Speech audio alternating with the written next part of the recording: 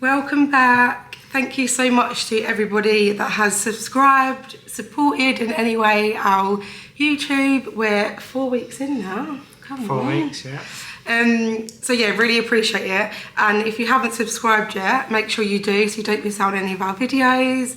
Today we are going to do a little myth or not style video on Dubai, just to set a few records straight. And then also going to talk about just some truths about living abroad that maybe people don't talk about too much. So yeah, hope you enjoy. We've got a really busy week ahead of us, haven't we? Yeah, we have, yeah. Phoebe's birthday on Monday. She's going soft play with her friends. Then obviously we've got to sort out all her presents, a bit of flat pack.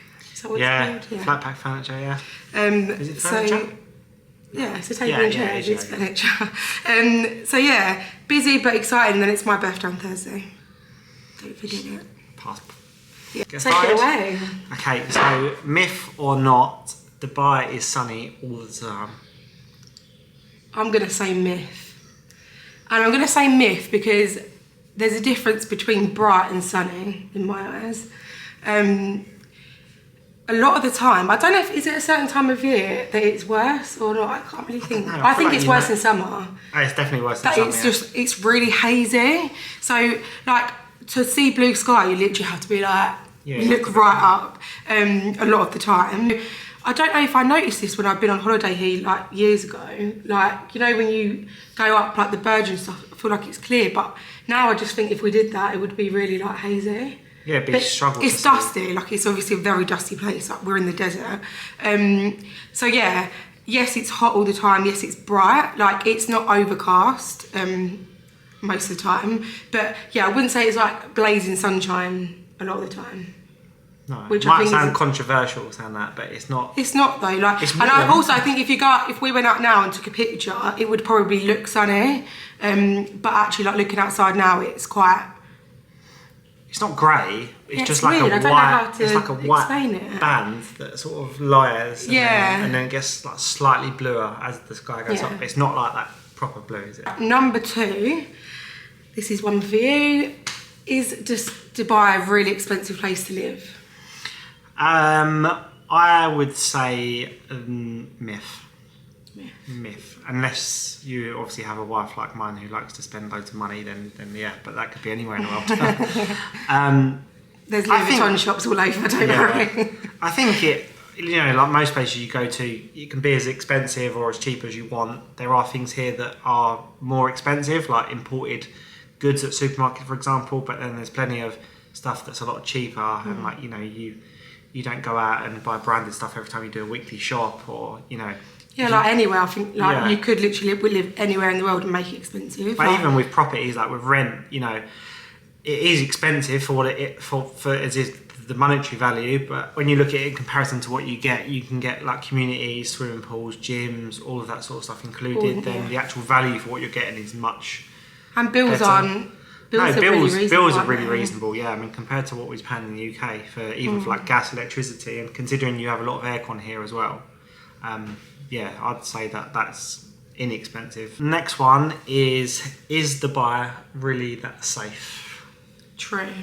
Definitely as a woman as well, I think like you obviously do hear a lot about it, that it is safe and it is genuinely safe. I don't think I've ever felt uncomfortable. Like, I don't obviously go out roaming the streets at 3 AM, but I think if you did, you actually would. I probably would look over my shoulder because that's how I've grown up and that's just ingrained in me. But there's no reason to feel unsafe here. Like, yeah, I'd say it's very safe. Always feel comfortable. Like, I noticed it as well going back to the UK, like especially with like Phoebe, like here in the shopping centre, we'll just let her walk like with us, and I'm not stressing. Whereas I don't think I'd do that as much in the UK. But yeah, definitely it's a safe place. So number 4, I think this is Dubai really that convenient? Yes, truth, definitely. You know, there's things that now become the norm to us that, you know, like we get petrol delivered to our home, which is, you know, a couple of quid extra than we or pay. even you go to the garage, you don't get out. Yeah, you don't have to get out of your car to fill up your petrol.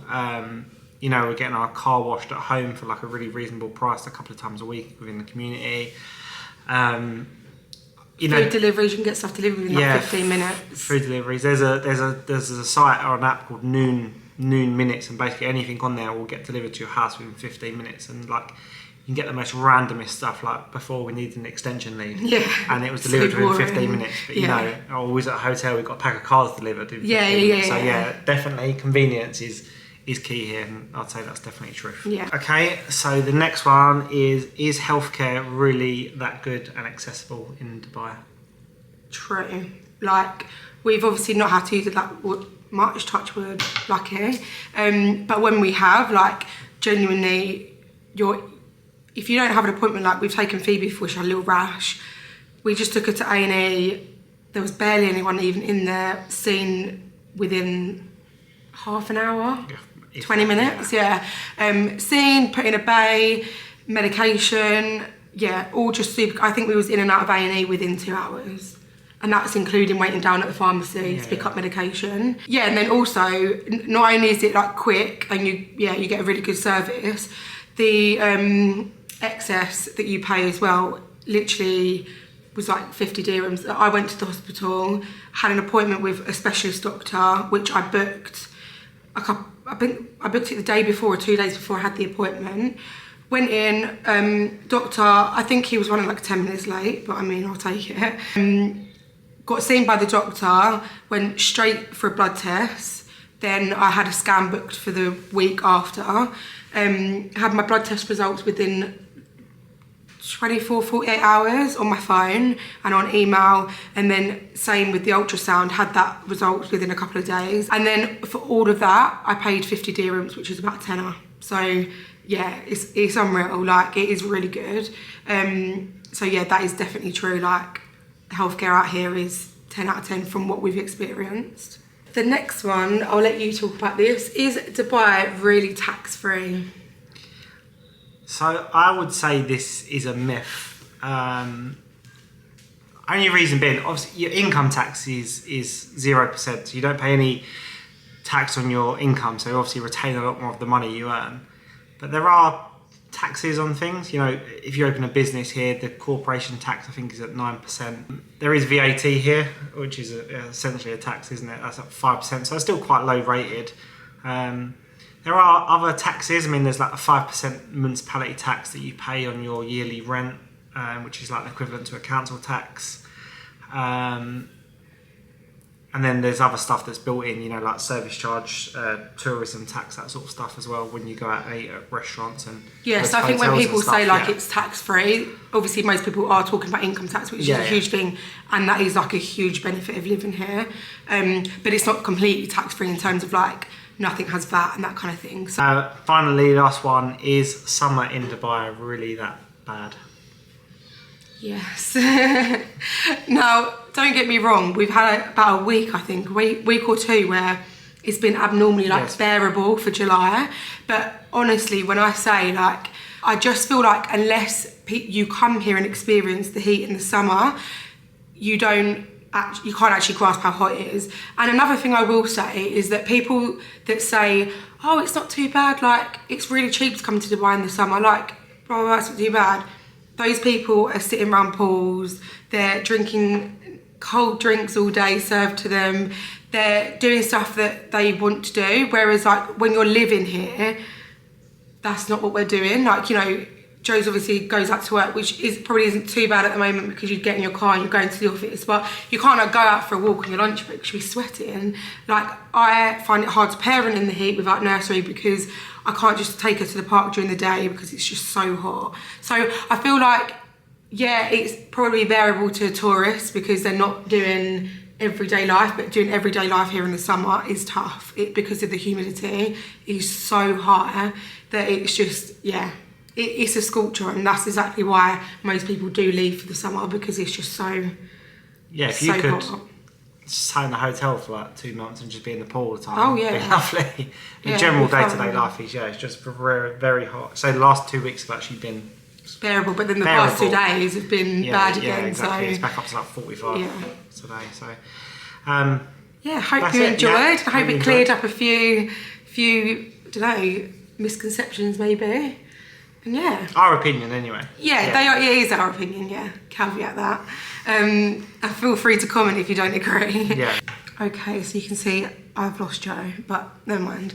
I feel like this next part of the video ties in quite nicely with the first part, because I'm going to talk about a few maybe misconceptions or just things that people may not talk about living abroad. Just a few things, as we've been living here for a year now, so we're kind of a little bit experienced in, you know, riding the waves of all the different emotions and all that kind of thing. So yeah, just a bit of maybe an eye-opener to some people as well. If you're thinking about moving, it's all very personal. You know, some people probably don't feel any of these, or a few of them, but yeah. So I'm gonna start with quite a big one, I think, for us, which is the guilt of not going back to the UK. So I'm quite lucky since we've moved here, which is obviously almost a year ago now, that I've been back to the UK twice, and I'm about to go back for obviously the whole summer, for 6 weeks basically. That's because I don't work, so I don't have annual leave to think about, and yeah, it's kind of just been a few things that I've needed to go back for. But even when we were like booking our family holiday, you do kind of feel like an underlying bit of guilt that, oh God, like we're going away and we're not seeing family and friends that we haven't seen in a while. And you know, we've got a lot of young family, time soon passes, they grow up, you feel like you miss a lot. But ultimately that was our decision, moving abroad. But obviously it doesn't make it easy. And yeah, like after almost a year, like we'd only been on one family holiday. And yeah, also just in terms of going back to the UK as well, like that is our holiday, and sometimes it doesn't always feel like a holiday because you're literally like rushing from one person to the next, which obviously we thoroughly enjoy, but then not having like time to just like a bit downtime as a family is quite hard. So it's just juggling, I think, the balance of, you know, fulfilling our needs as well as our family and friends of seeing each other, because you know we need that as much as maybe other people do. I hope they want to see us.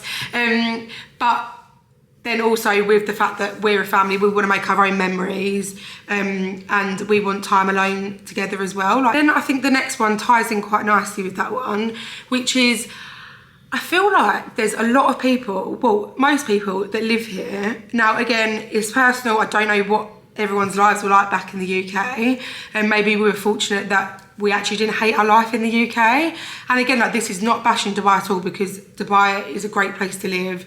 We're really enjoying it. It's been perfect timing for us, you know, with Phoebe's age, etc. And just getting to experience this has been absolutely incredible. But I feel like there's a lot of people that are just so quick to bash the UK, like, and I don't know if it's because they're ashamed or embarrassed, or I don't know, maybe none of those, but I can't believe that there's like basically hardly anyone that I meet literally hates the UK that much and like can't stand it. And I do get that like some people aren't as close to family, they might not have as big as a family, etc. But God, there is so many things that like we miss about the UK. And don't get me wrong, like before I left the UK, I probably would have moaned about a lot of things, but now living abroad has really made us like appreciate a lot of the little things maybe that we really didn't appreciate before. And I think when we eventually move back there, we will appreciate a lot more about the UK. The next one is managing UK affairs. So, you know, we're really fortunate to still own the property back in the UK that we lived in, and we rent it out. We have amazing tenants. We're actually really, really lucky.